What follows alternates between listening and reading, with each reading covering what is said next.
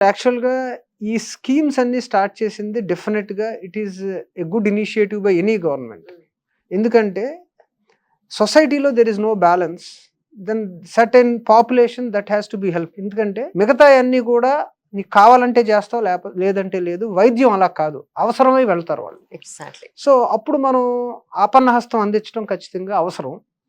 So ఎవరైతే below poverty line ఉన్నారో వాళ్ళకి వైద్యం అందుబాటులో లేకుండా చేయకూడదు.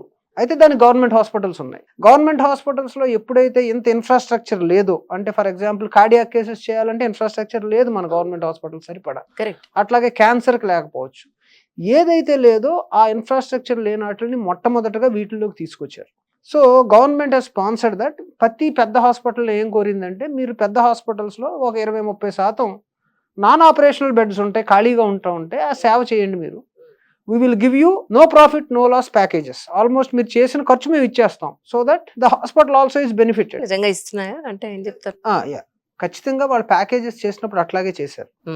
దానికి all the hospitals were happy to give it. So అప్పుడు న్యాచురల్ గా ప్రతిదానికి గుడ్ అండ్ బ్యాడ్ ఉన్నప్పుడు దాన్ని నచ్చిన వాళ్ళు ప్రైవేట్ హాస్పిటల్కి దోచి పెట్టేస్తున్నారు అన్న వాళ్ళు కూడా ఆ రోజు కూడా ఉన్నారు. కానీ వాళ్ళకి పూర్తిగా దాని మీద నాలెడ్జ్ లేదు. అసలు ఆ ప్యాకేజ్ అంటే ఏంటి, ఎంత ఇస్తున్నారు అనేది ఎవరికి లేకుండా కామెంట్స్ చేసిన వాళ్ళే. కానీ it is a properly genuinely set programme.